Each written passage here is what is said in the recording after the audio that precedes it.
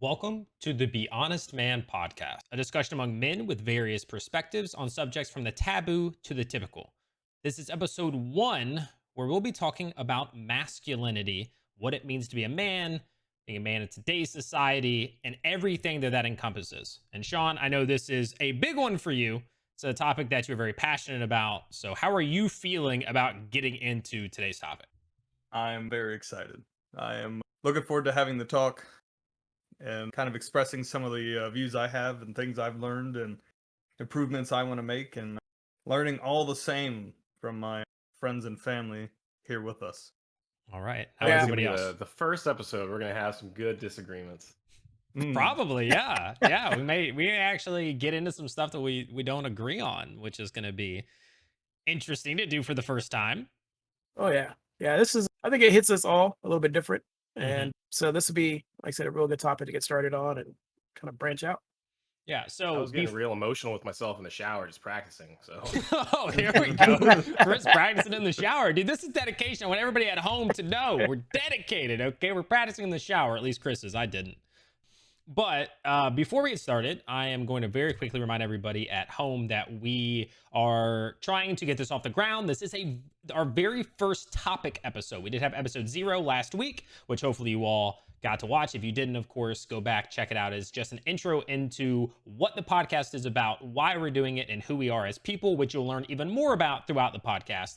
And so BeHonestMan.com is our website. From there, you can find our Twitter, our Instagram, all of our social media, as well as links to previous episodes, our podcast channels, and the like, where you can find us, even though clearly you have found at least one of them. But if you have a different one, that's a favorite, you can find that as well.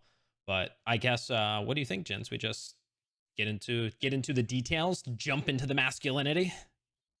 yeah, let's do it. Let's let Sean do his thing. Oh, let me do.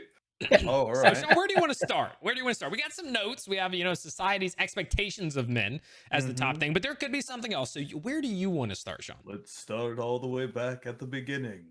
Now, I think expectations are good because, and especially starting with society's expectations, because I think everyone sees it a little different, right? There are like these general kind of, I guess it's the best way, just kind of these general, like everybody kind of, thinks of, like the, whole boys don't cry or men don't cry, like men never ask for help, things like that are kind of like these universally applied, we'll call them, help me find this, Just the like word societal here. standards, Yeah, cultural like, standards, yeah. yeah, so I want to But say, I mean, in my opinion, I think that most of these things don't really hold any water. Everyone is going to be a little different.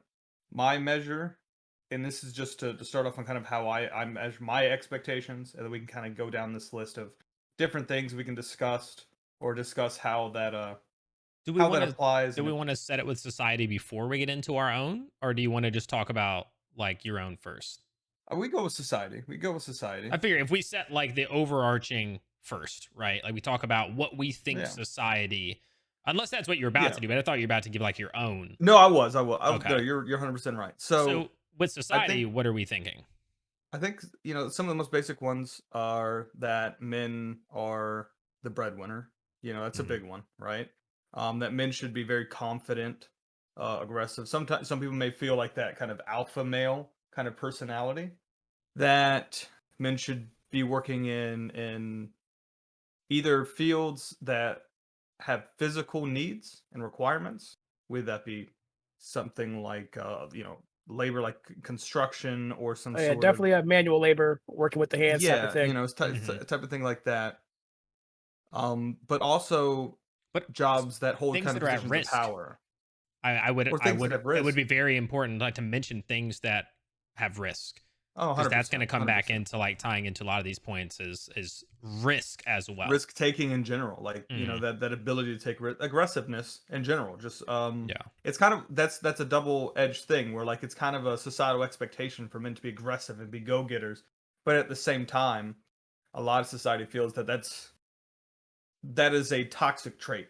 That Mhm. is part of kind of this view of toxic masculinity, that men can be too aggressive and push too hard at certain things. Okay. Well, so I want, because I think Chris might have some different takes as to like what society has, or maybe Indy does. So what are you guys thinking in terms of societal standards? I think societal standards are pretty straightforward, right? And it's stuff that we've heard since we were kids, and it's tapered off a lot since then as society has changed. But like I know when I was a kid, it was all, men don't cry. My dad always told me men are supposed to cry 3 times in their life. They cry once when their first child is born, once when their father passes, and once when their mother passes, and that's it. Men should never cry besides that. I know, at least for me, it kind of rubbed off on me in a negative way where it stopped me from ever wanting to show emotion. Because you've And already I used your was 3. You've used your 3 already, Chris. I used all 3 plus more on my wedding day. I've used all My 3 parents are still today. alive. I don't have a kid yet. I can't cry ever again. Like, you're done, dude. Yeah, like I was there when both of my father's parents passed, and he didn't shed a single tear. And I was a lot younger when his mother passed, and I kind of just looked at it as, my dad's a tough guy. He's not going to show this in front of anyone else. And then his mother passed just a few years ago, and still no emotion. And I looked at it then years later. I'm like, wow, I feel like something's not right here. And it rubbed off on me as a kid, where it was hard for me to show emotion, even when I watched my grandfather pass. I tried so hard to keep it all inside because I felt like that's what I had to do. And Like you were looking held at to it that. now, because I was holding myself to that standard because I watched my dad hold himself to that standard. And he said it verbally, Yeah, he told me specifically, you don't cry. Men don't cry. And there's a lot more that I feel society, pushes on us even as kids and expects us to grow up into. But that's the one thing that really stuck out to me most. It seems like a lot of times, though, and just listening to everybody's conversation here, a lot of these times are, we're calling it society, but it seems like men are putting this pressure on ourselves. Not many other people are expecting us not to do these things. Mothers and wives may expect us to show more emotion. You're cold. You don't ever tell me how you're feeling. Why don't you ever come out of your shell? But because of, I don't know, outside sources, maybe we watch too many action movies and we feel, hey, we got to be this cold, masculine protector, and we're not allowed to come out of our shells and kind of show those other sides of us because it's deemed, you know, feminine or whatever things, you want to call it.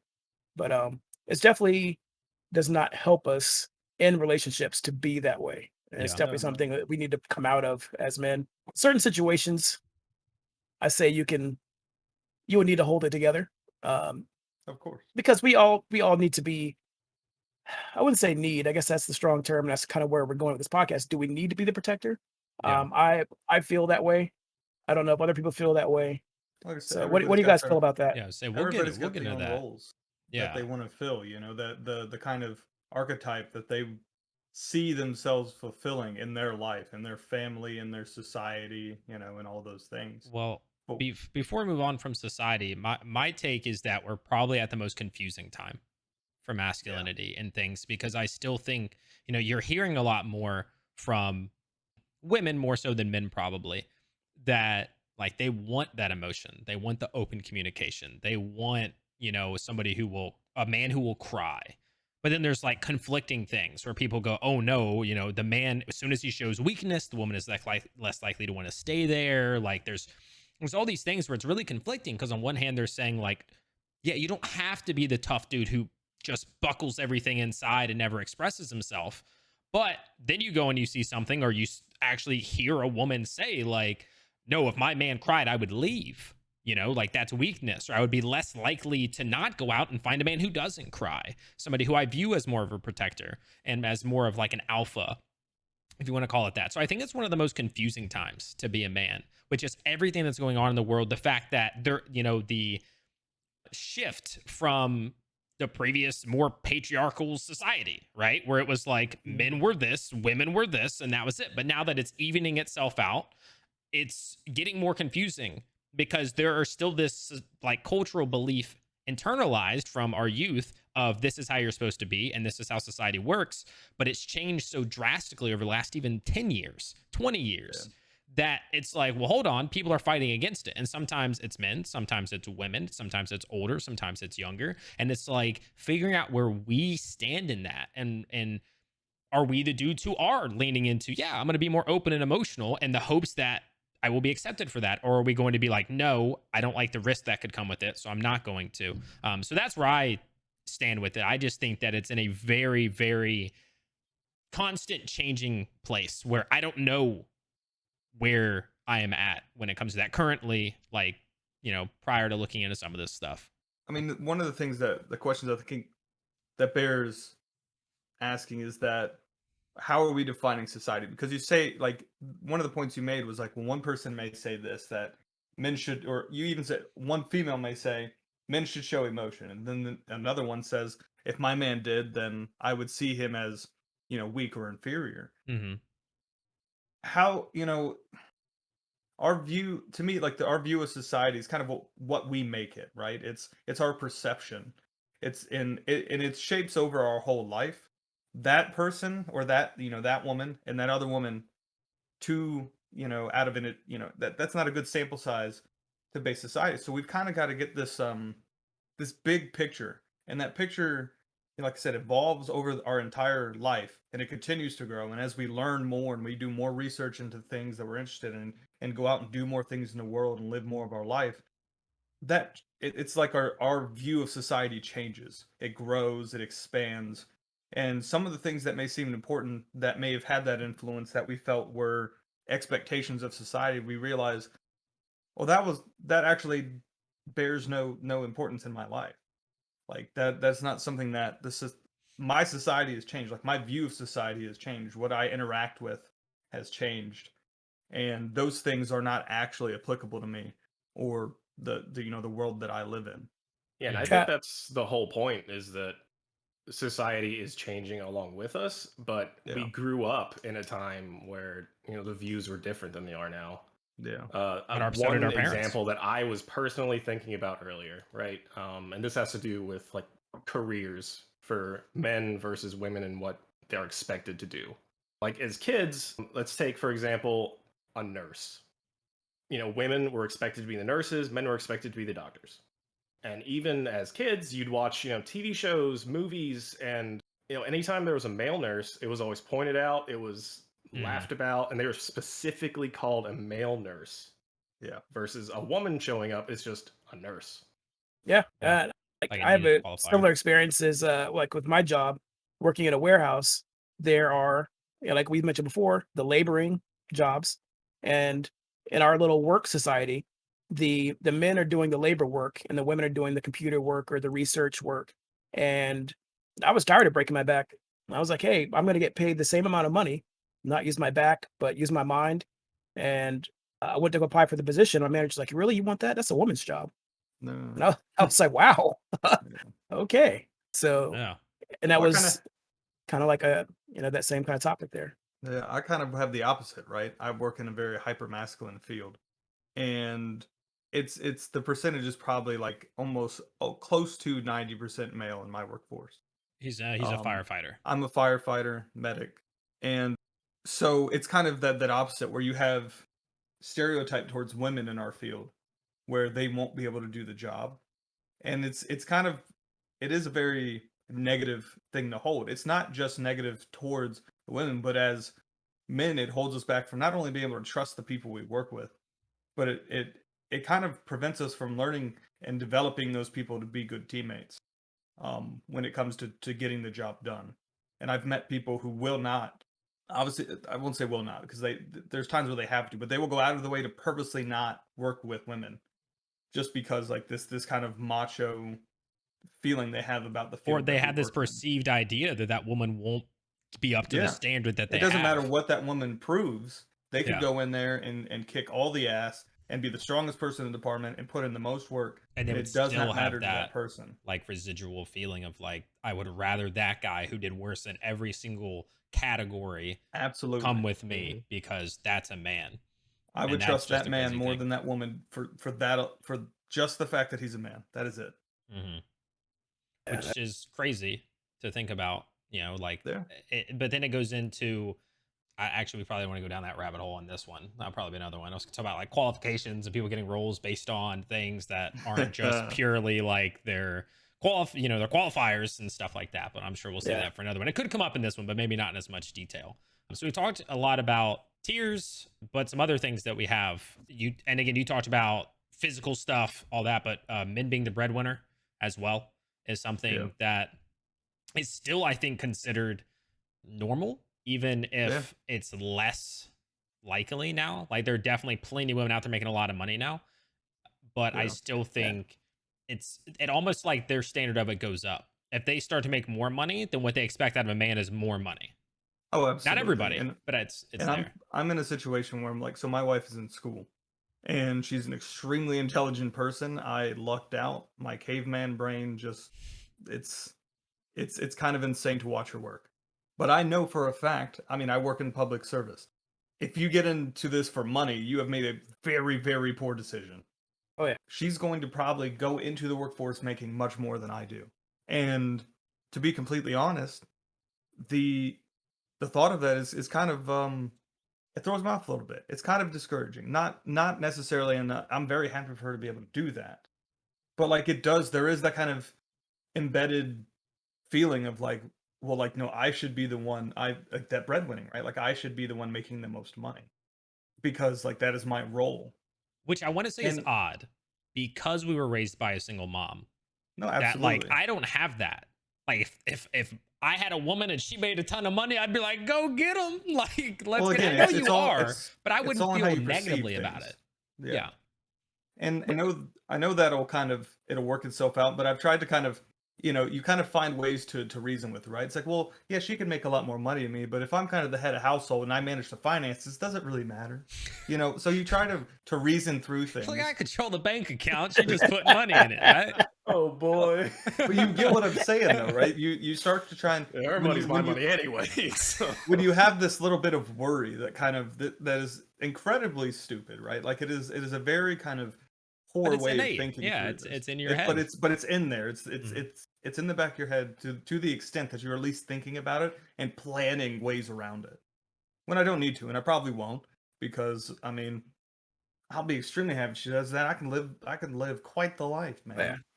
So yeah, I had done some research on this earlier, and it talked about a couple of the traits for masculinity, and toughness being one of them, anti-femininity, but one of those things was power. And there's an assumption that men need to have a certain social or financial status in order to have respect. And I think whether we want to believe it or not, or want to say it out loud or not, we all kind of have that kind of core belief that Absolutely. we, having that money or having that little bit or whatever gives you that level of respect. And, we don't want to lose that. And we're not saying that anything about being better than, but just not being looked at as, okay, that's my man, or being proud of. Yeah. And so we don't want to lose that little, that pride from our spouse. Yeah, it's weird because it's almost like an ego thing, but it's not. And I guess that makes sense because ego, even though it's like self or whatever, it is more off of, yeah, I want to make X amount of money or I want to achieve this thing, but it's not necessarily because it's going to make me feel good all the time. It's actually because like I want that respect from status. Yeah, that status from my significant other or any women out there or just colleagues, just whoever. But it's just like you want that sort of status. And but there's other ways to do that, and there's other ways that we kind of get around that thing.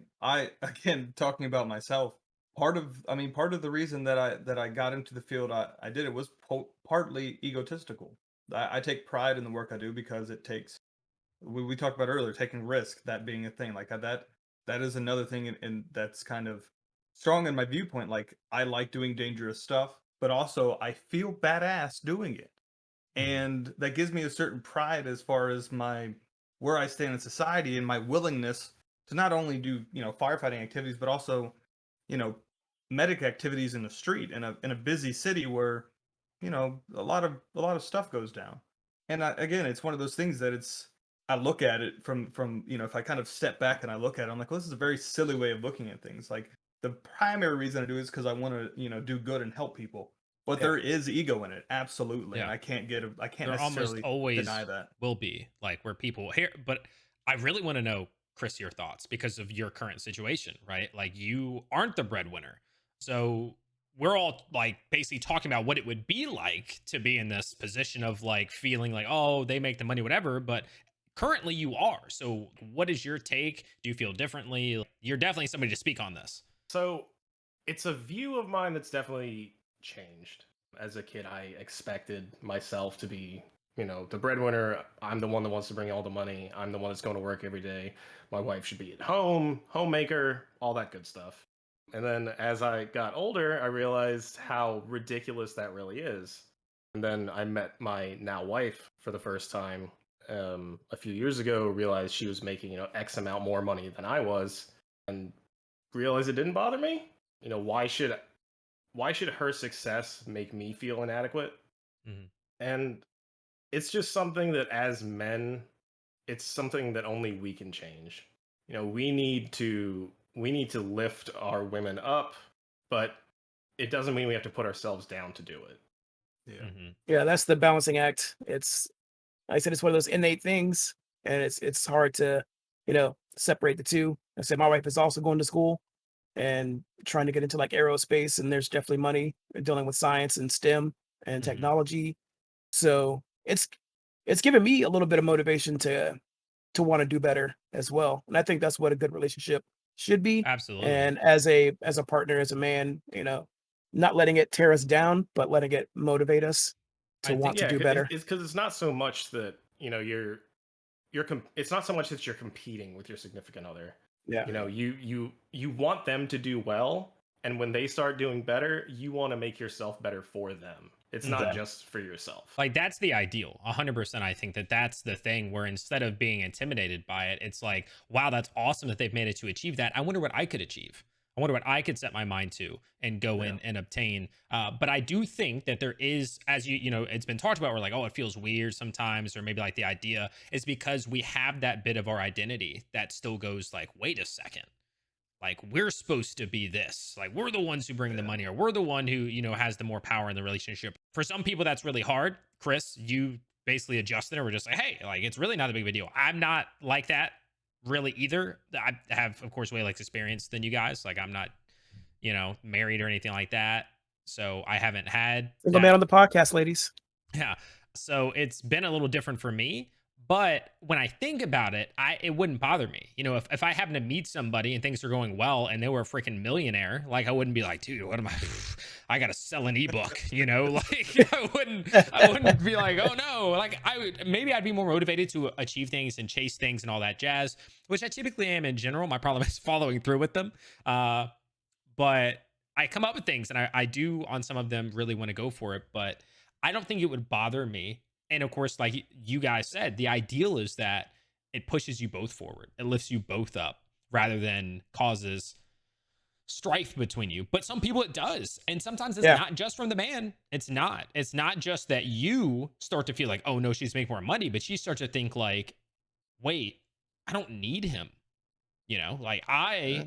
I need to go find a man who makes more money than me. As we talked about, that is how some feel, and that is a concern that some people have. You guys, luckily, like I think you're all in pretty stable, happy relationships, so you're probably not stressing it as much. But Yeah. So I looked up some stats and stuff, and one of the stats were saying that the odds of splitting up go up 50% when they have an unemployed man in the relationship.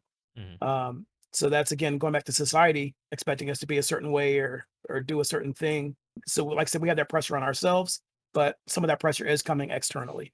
yeah, and I Yeah. wonder, like, how much those stats change for our generation, the generation after us, where it's become Yes. more common, right? Like Yeah. those are probably based on people who are and your age or older, right? They're probably 40 Yeah, plus, exactly. but a lot of those Yeah. stats come from. Whereas people who were in their 20s, early 20s, mid 20s, late 20s, probably it's not as common. I do still think it's there, but it is probably less I significantly. agree as well. Well, it could Yeah. be a cultural. It's also a cultural thing and a learned thing. Uh, Hmm. with your family and things like that. I mean, me and Steven obviously grew up, being raised by a single mom. So the idea, like, we never visualized a breadwinning man in our life. Like it just didn't occur. Like it wasn't there. I think that's why it doesn't bother me as much, because it's like Yeah. all I saw a breadwinning mom. Like that's all I saw was a woman who was taking care of 2 kids and paying for everything. Yeah. Yeah, and that is the perfect example of why of how things are just different for different people, right? Me and Stephen were raised by the same mom. He developed a certain view, and I don't necessarily differentiate from his view, but I do have more of a nagging, kind of voice in the back of my head of that kind of stereotypical what a man's supposed to be doing and like my position in the relationship. Yeah, And that could just be and a from lot my of that stuff research. is just it's stuff that we can't control. It's just it's our tiny man brains telling us this is what it needs to be.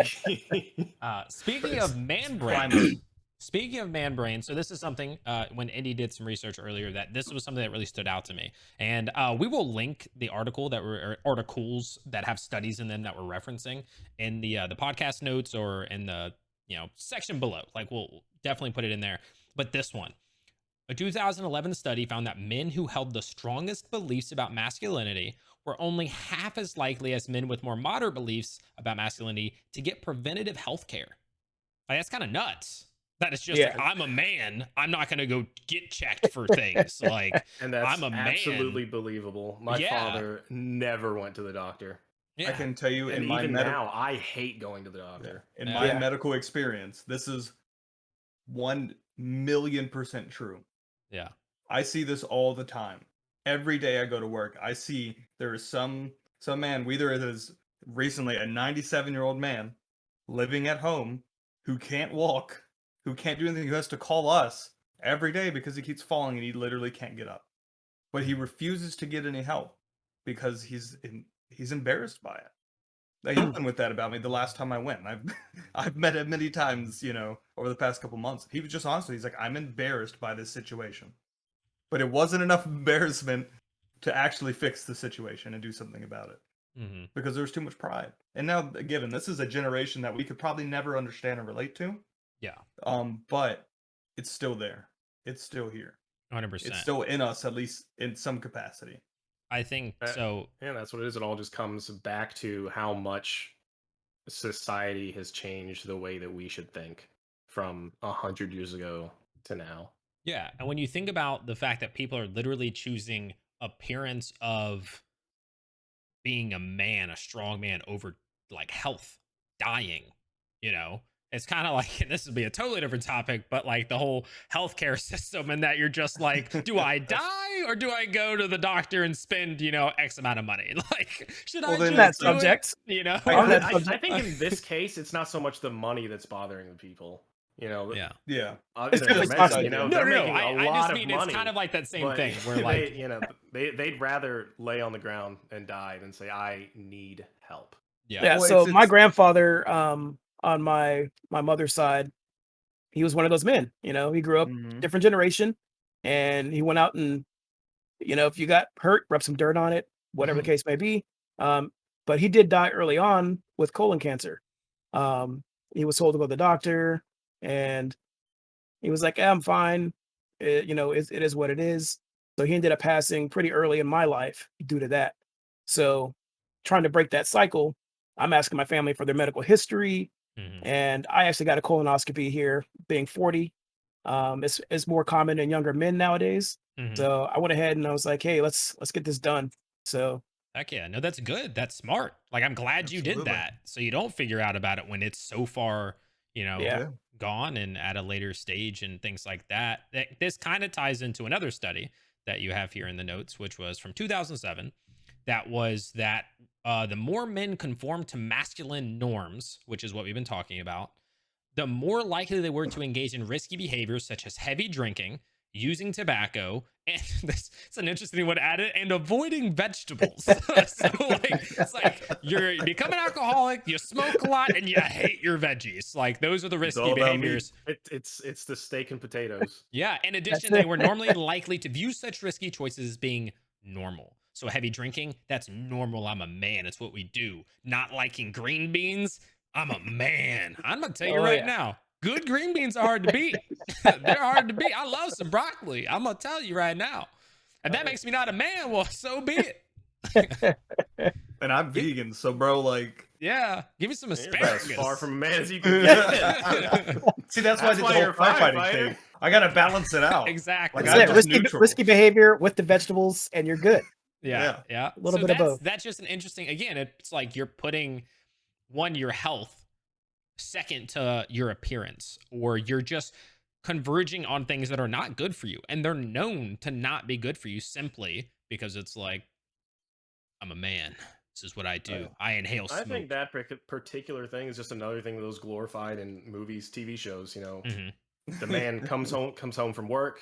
He gets a beer. His wife made him steak and potatoes. He has a cigarette Oh yeah. every day. It's the And that's 50s just what- ideal. Yeah, Yeah. that's what it was expected to be. And The people will classic still grill. look back at that and say, damn it, I need a steak, I want a baked potato, and I want that beer over there. I love steak and potato, but I fun like fact. steak and potatoes too, but I like some broccoli on the side. Yeah, me too. Fun fact that I don't drink or smoke, never have, and neither has Sean. And we are also, again, we're different when it comes to the whole like masculinity thing, but that's something we share in common. Is that he's very much like, I'm a man, and he doesn't drink or smoke, so he doesn't follow those things, probably because he's a vegan. Remember the balancing act. And then I'm not as much like that, but I also don't drink or smoke. So I guess we got to avoid those masculine norms. Well, I also stopped drinking a couple months ago. Nice. So I am about 5 months sober now. So Oh, I used to smoke way back in the day. Did a little Yeah. vaping here and there. I cut that out about a year ago, and just recently stopped drinking. I didn't like my dependence on it, and I started noticing it more and more. And again, with that behavioral family thing going on, dealing with health, drinking does go back in my family, and a little bit of that Yeah. addiction as well. So try not to go too far off that rabbit hole. With a child on the way, that Yeah. was something, I'm again not letting it tear me down, but make me better. So, Absolutely. and being Yeah. 40 and having a kid, man, I need all the help I can get. So Yeah, step up. yeah, trying to help There you go. myself run around with Well, this little one. This I'll kind of still have a ties. drink every once in a while, but Yeah.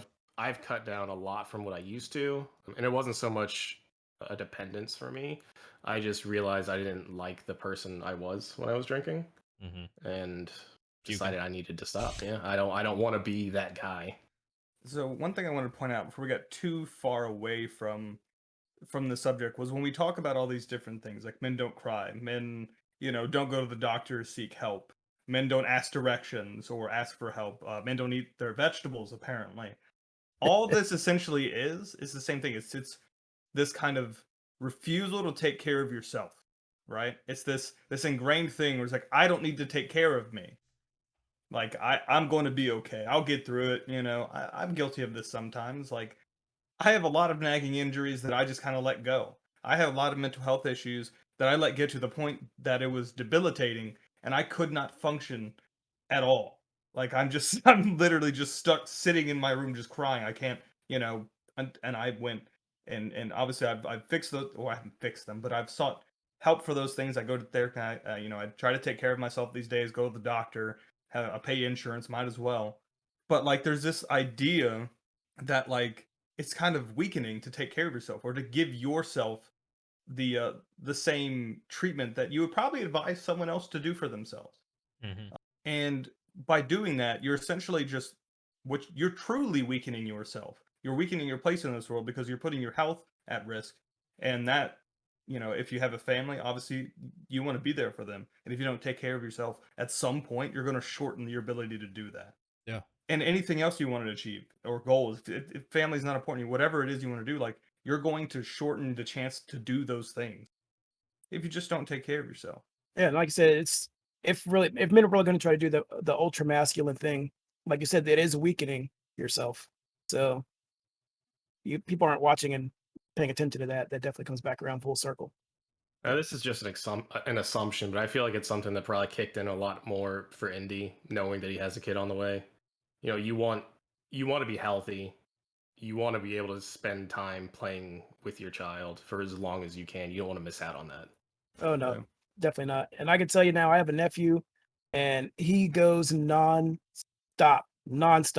and let's play. I'm like, "Hey, let me sit down. We're playing robots or something. I gotta sit down. Let me recharge. Let me drink my battery juice. Drink some water." I take one sip. He's like, "All right, you ready? Let's go. What are you doing?" I'm like, "Ah, I'm still sweating, man. Give me a minute here." So yeah. The last one that I want to touch on, there were some other ones here, but this one is more recent. This is a 2019 study that found that toxic masculinity can prevent men from consoling a victim, calling for help, and standing up to the perpetrator. Men who endorsed the belief that men should be strong and aggressive were more likely to perceive negative social consequences associated with intervening as an active bystander. So then it's almost, this is where it goes outside of, oh, these are like, oh, you're not checking on your own health, or you're smoking, or you're drinking. This is where you're letting other, essentially, like when I read this, and it's not probably the only specific thing, is that you're watching somebody else be aggressive towards somebody, right? Like the thing that goes to my head is like a aggressive dude getting too feely on a girl or doing Yeah. something like that. And because you're a man too, it's just let me laugh it off, let me Yeah. join, let me whatever. Like that's just boys being boys, right? Yeah. Yeah.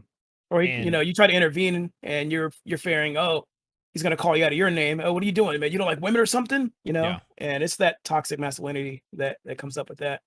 But also on that same topic there, I'm a car guy, really big into cars and anything related to it. So recently there's been a thing called street takeovers where people are getting out there and finding an intersection somewhere and just getting out there and doing donuts. And there's 2 or 3 cars going doing donuts at the same time. There's usually a huge crowd around the outside of that circle and a few people on the inside. Everybody's got to get their shots for their Instagram or Mm. get that viral video. Well, there's a guy who was backing up and from the middle of the circle got hit by one of the cars. The guy that was drifting his car continued to drift, and he knew he hit the guy. He hit him in the front, and he kind of went over his head. Nothing too severe, nothing too serious, but he did bump the guy enough to fling him out of the circle. The guy was stumbling around. There's a huge crowd of guys standing around. Nobody did anything to help this guy. So he stumbles up again, and he's shaken up. He's stumbling around, gets bumped by the same car a second time. There's like 50 people standing around, and not one guy said, "Hey, let me stop this for a minute and pull this guy out of this circle, make sure he's safe." Because of what?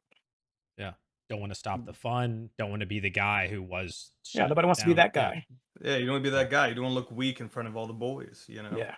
yeah, And then Like how you kinda probably get this add hive something mind. that you've probably seen on social media, but at like concerts, right? Like mosh pits. hmm And people are being like glorified because someone stops a concert to help someone out of the mosh pit. Like there's some hero of the world when it's just something that You should everyone should just be do. doing. Yeah. You should Yeah. just do it, not because you want to be famous or something like that. You do it because it's the right thing to do.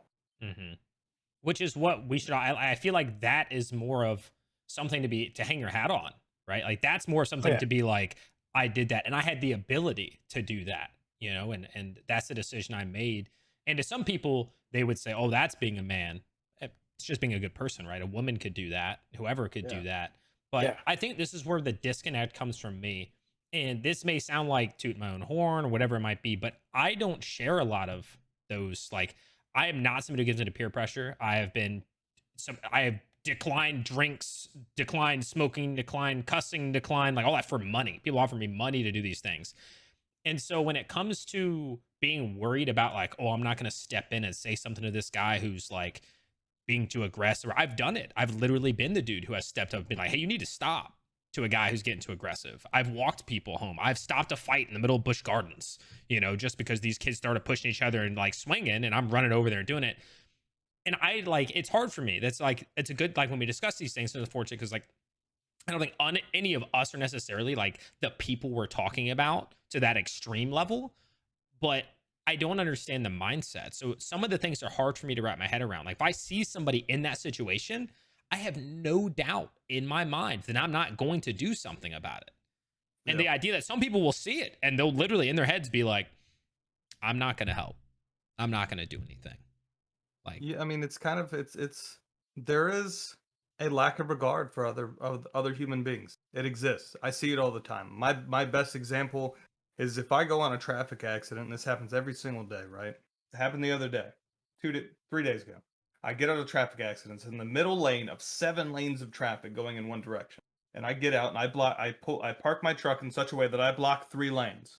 The outside, lanes are obviously mostly blocked. There's a little space. The truck's not that big, but it's blocked enough that any person thinking through it would be like, "Oh, I'm not going to, get in that lane." I also put cones out to kind of say, "Hey, don't get over once you pass the truck," right? And put some out going the other direction.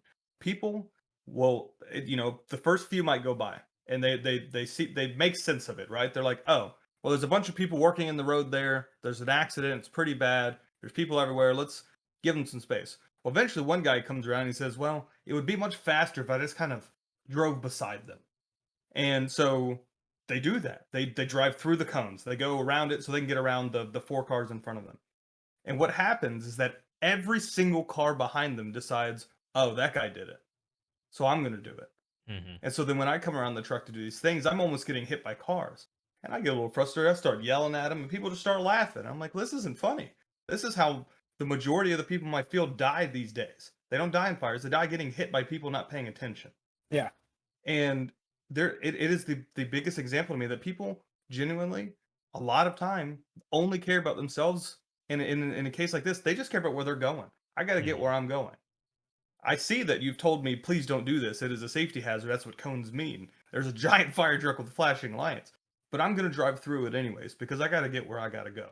I think that's a incredibly solid point. And it's going off on its own tangent in terms of like, that's more of just like a people thing Yeah, I versus think we're like the kind of masculinity. straying Yeah. away from masculinity and go more towards like human nature. Yeah. Yeah. Which I mean, that was a solid point, and it did connect kind Yeah. of what I was saying about I don't get that urge as maybe I'm not the stereotypical man, or maybe we're young enough and we were influenced enough by powerful women in our lives that we're not as, you know, catered to that.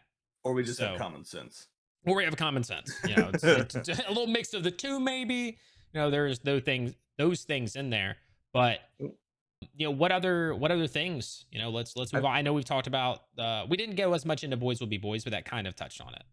yeah, I mean, Well, I I think we think touched on that enough. we've touched on a lot of stuff. Why don't we actually get into what like our personal opinion on what is it that makes a man a man? Or do you want to start on that? I mean, mine's gonna be pretty straightforward. What makes a man to me? To be a man, you have to be a man, and that is it. Yeah. If you are a man, if you identify as a man, then you are a man. There's nothing that makes the 300-pound bodybuilder a better man than you just because they are bigger than you. Mm-hmm. If you are a man, you are a man, and you are just as much man as everyone else. I would have to say I'm pretty similar. Like I am not I don't think that men have to be a particular way. Like it's just I almost want to say like the essentially the same thing. Like I don't think, people are different. I'm different from you guys. You're men and I'm man, Yeah. So like that might be something that Sean disagrees with, or maybe Indy, I don't know, but every time I try to think about like a better explanation, it's just are you a man? Cool. All right. You're a man. And Well, I what can tell you defines that that? Being a man. I can tell you I'm trying to come out of it. And, like I said, we're talking about generational gaps and differences. Our generations before us had a different idea. And I'm trying to break that myself and kind of come out of that. But I did grow up with a father who was in the military. And I I picked up on a lot of the cues, social cues that he had, being the man that was in my life. And like whenever we go out anywhere, he would never sit with his back to the door. He Mhm. always had to keep an eye out because he's a protector Yeah. and he protect his family. So he'd be the first one to know what's going on, and he'd be scanning around, you know, keep an eye out. But he also taught me very much to respect women. So it wasn't too far over in that route. There's one example where my mother had asked me to do something, and I think I told her like in a minute, or I'll do it in a second, or I'll get to it, or something of that nature. My dad ran over, yoked me up, and put me up against the wall, and was like, "When your mother tells you to do something, you do it. Because when I'm not here, I don't want to hear anything about what you're are or not doing." So he definitely gave me that balance of what I guess society or what he thinks a man should be, but also not letting it overpower anybody else's roles or respect for anybody else as well. Mhm. So So I guess I'm gonna be a little a little different, is in that I use my idea of being a man to measure myself. I don't apply it to anyone else unless they are purposely putting themselves in a position of comparison. So for myself, I measure like how successful I am as a man, and the archetype I'm trying to fill as the protector, provider, caregiver, and so on and so forth in my family. Is how useful I am and how useful I am as it is applicable to those subjects. So I'm constantly trying to get better at things that will make me more useful in the stuff I want. Like I want to be better at my job. I want to be able to perform as good or better than anybody else who does it. So I work out, I lift weights, I run, I pull hose, I throw ladders, I do all these things to be better at that. When it comes to my relationship, I read, I I learn, I try to do all these things. I speak to her. What can I do better? All these things, and it's kind of the same idea of just being useful in those capacities, being able to do those things, and that's just how I measure myself, and that's what makes me feel like, am I being successful in my pursuit of being a man or not? But I don't apply that to anyone else. Like I'm not going to look at either any of you guys and apply the same metrics that I apply to myself to y'all, because it just doesn't matter to me. Now, if someone gave me, and if they asked me, this is what I'd tell them: like, just be useful, be a good person, make good decisions. Like we all have a similar. I think anyone you could Those would talk to in just the be world. qualities of like how to be a good person, though, right? Yeah, Like those are just but like not everybody individual feels the goals same or way. That's the discipline versus just being a man. yeah. I mean, well, that's kind of this again. It's just my personal way of measuring myself. Yeah. I mean, there's those stereotypical things, right? I do feel like I should kind of be the decision maker in my relationship. That is, but that's not because I feel like I need to have power. It's just a decision we've come to as a couple. But being That useful, that is a good, very key word there. As men in society or in different household regimes, I guess, that is kind of a thing, Something's broken. Are you going to fix it? Yeah. And so that kind of thing. So when our cars go Who's gonna kill down, the bugs? exactly, who's going to kill Yeah. the bugs? Being not me. useful. Who's going to take care of this? So I I work on cars. I try to deal with electronics and not for any kind of masculine thing, but it's definitely, I guess, would be a selling point if you were to try to list a sheet of your qualifications as a man. Yeah. You know, fix things, kills bugs, Well, it's just, does it changes make you light bulbs feel? high up. Does it make you feel good to do that? Like from the standpoint, like when you say like, is it I feel good because I'm just because I'm doing it, or does it actually make you feel like, oh, I do feel a little more masculine doing this? Like I feel a little more in that role. I feel a little more like this is something my father would do, or whatever positive male role model you have in your life. Yeah, I definitely think it's a learned thing growing up. Again, television, media, that Yeah. was Mhm. the role that a man played. He was always out in the garage with a beer, working on his car, fixing something. Hey, honey, the dishwasher's broken. Oh, don't worry about it. I'll get it. Come in Mhm. there with your cigarette, your beer, not eating the vegetables, and start Yeah. working on the dishwasher. So, And Yeah, I would say that even though I don't necessarily like I'm not hardcore about those things, I have felt that way. I have had where like, I had a friend over and her tire popped and I had to go out and change her tire. And as I was doing it, yeah, it felt kind of like, yeah, saving the got a damsel little in more distress. testosterone Yeah, tonight. like Yeah. every crank was another level of testosterone. Just like I'm even more of a man right now because I changed her tire. Like, and I honestly in my head I thought she finds me more attractive. She finds me more appealing because I am out here changing her tire for multiple reasons. One, because it's manly. And in her perception, it probably was. Two, because she was probably just like, oh, he's nice enough to do this. Right. yeah. So it wasn't just like, oh, it's manly, but it was like this guy came out here, he didn't have to, and he's changing my tire for me at 3 a.m. So that brings Like, up another thing with men and the hero complex. yeah. Um, we are very much the hero complex. I got to fix it. I got to save the day. That was the role that we all watched growing up. Those are the characters that we idolized. And one of the things I've had to learn for a relationship and myself was to dial that back a little bit. I know a lot of times, at least in my relationships, I'm not gonna speak for every lady. My relationship, my wife will come to me and talk to me about issues or things that are going on. And as soon as she starts talking, my wheels are turning. Okay, how can we fix this? How can we fix this? And that's not what she's wanting. She's wanting to vent, to discuss, to talk, get it off her back, and that makes her feel better. She's gone. She doesn't need me to go, "Hey, all right, this is what you gotta do. Step 1. Step Mhm. 2, you go in there, you tell them this. Step 3, you grab one of these, you go in there, and it'll take care of that." So Yeah, we're that thinking hero complex. actionable steps. We're like, okay, Yes. this is what you can do, and she's like, dude, just tell me it's gonna be all right. Yeah, Of just course, give me a that's hug. one of the things. That's one of the biggest things I've learned since being married is it's not always about finding a solution. Yeah. Yes. Absolutely. It's just being there, and it's just being there. Mhm. Yeah, so that's one of those masculine things that Make we her feel heard, basically. Yeah. If Yeah. they want you to do something, they'll ask you to do that thing. That they Yeah, will. If you have a good, healthy relationship. Now, if Yes. you don't, they may just be leaving hints or, sighing really, exacerbatedly, I'm terrible with hints. I don't know if that's a masculine thing, but my wife, she's like, when we were dating, Oh, she I was am like, too. I had to It's literally awful. like write it down on a piece of paper to tell you that I like you because you just were not picking up on those cues. I may be broken. I don't know, but It's just No, our no, caveman I brains. don't pick up on hints like that. It's No. it's impossible. Caveman brains. so there we Yeah. go. That's Ooh, there caveman brains. we go. It's tiny brain men. Yeah. The hero complex thing is like 100% though. 100%. Like that has been something that in all things, I've just always been like, I want to be a hero. Like I want to Yeah. be that sort of thing.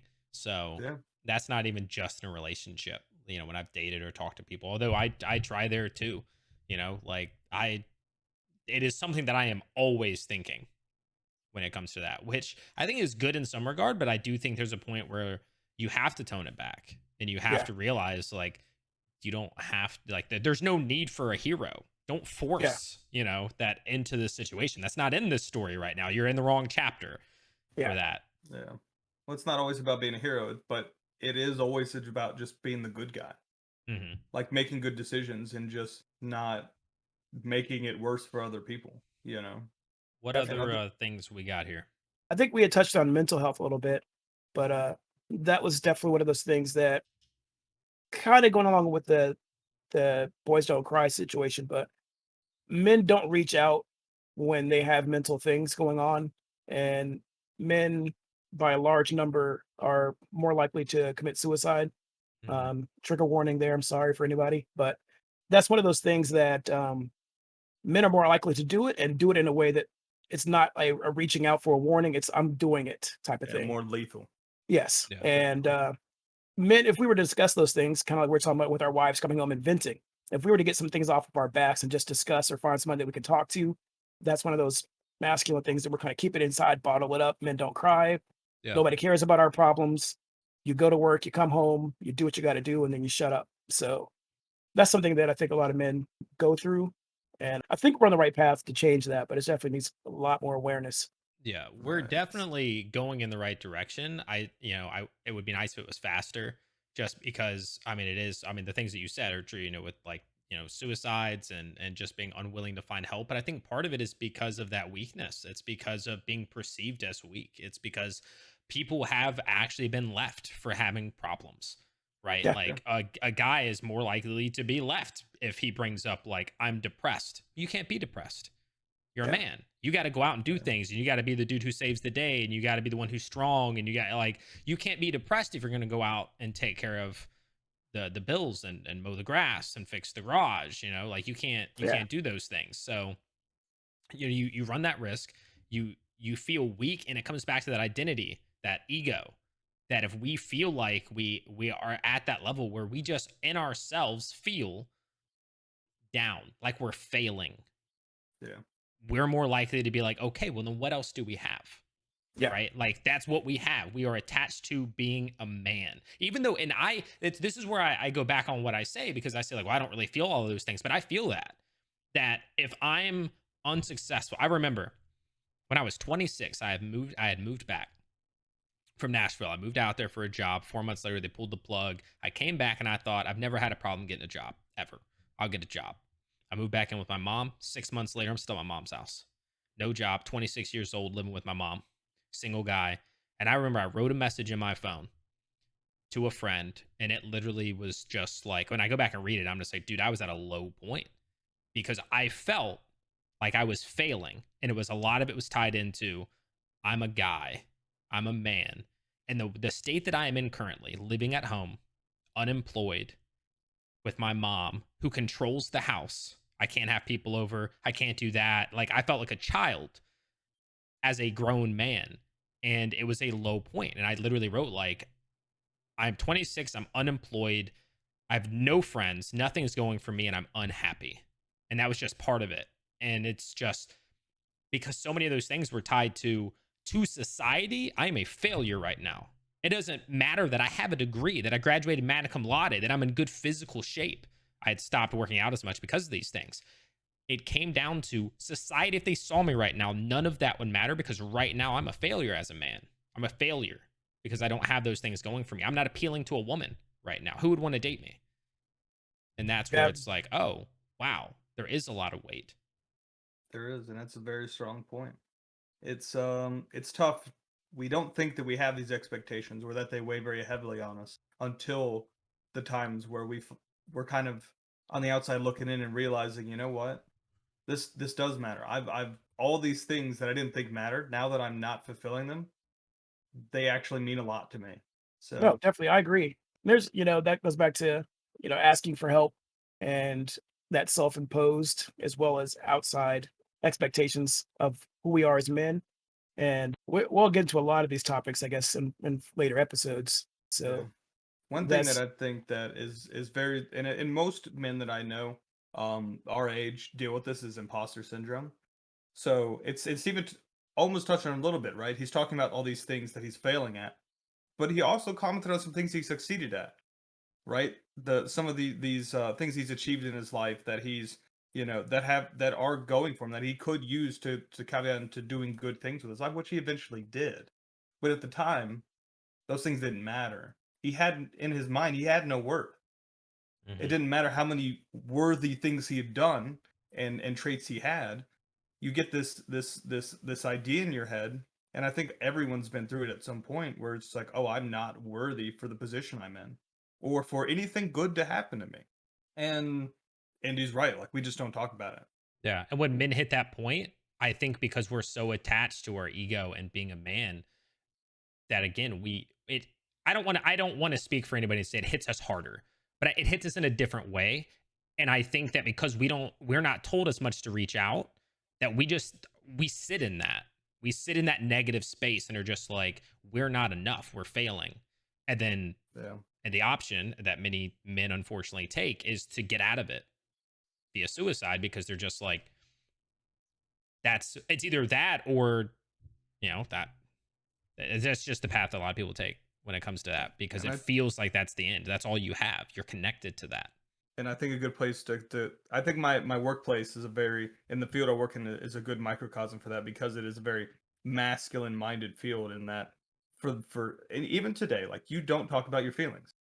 We see some truly horrific things, right? Like the worst that you can see the states that you can see human beings in, and we just don't talk about it. We had to start a team that I'm a member of, the critical incident stress management team and the peer-to-peer counseling team, specifically to try and push people to actually talk about these things and to provide and let them know, like, hey, guys like me and some of the guys I work with and on other shifts and all that stuff, we're here if you need to talk to us. We're not going to push it. We're not going to force you, but we are available. And it is okay to talk about it. We do stress first aid in our academies now, saying, like, you will see stuff. It will hurt you mentally. It will scar you. You will get to a point in your career where you either, you get out of the field because of it, or it ruins your home life, or you may end up taking your own life. Like it is extremely common and first responders to do that. Heavy drinking alcoholism is extremely common. And it's because no one will actually talk about these things or do anything about it. So there's this campaign where we're trying to make that happen. And I think that's a good microcosm of just men in general of like looking at it. It's like we all deal with things. That doesn't have to be terrible, like traumatic events to do it. Stress alone, the stress of trying to live in this world and provide and get through it is enough to push you to a point of I can't really handle this right now. I'm in like a bad mental state. And we just don't talk about it because that feels like weakness. Yeah. So we've gotten pretty in depth with all of this. We're over an hour now. So let's try to closing thoughts, basically. Final words, sorts of things, and I'll kick it off for anybody listening. If it, being a man can be hard. It can be hard. A lot of it is us on us. Some of it is external. But if you're feeling that pressure that you're not enough, to put it frankly, you are. And you can make changes in your life if you want there to be changes. You know, that's something that we'll get into in other episodes. But I'm a big proponent of, if you want a change, you make that happen. Nobody else is going to do it for you. If you feel you're not enough, you are. But if you want to improve things, you can do that. You know, like, you have that ability to step up and make some changes in your life that will make you feel better. And ultimately, you're the only one who can do that.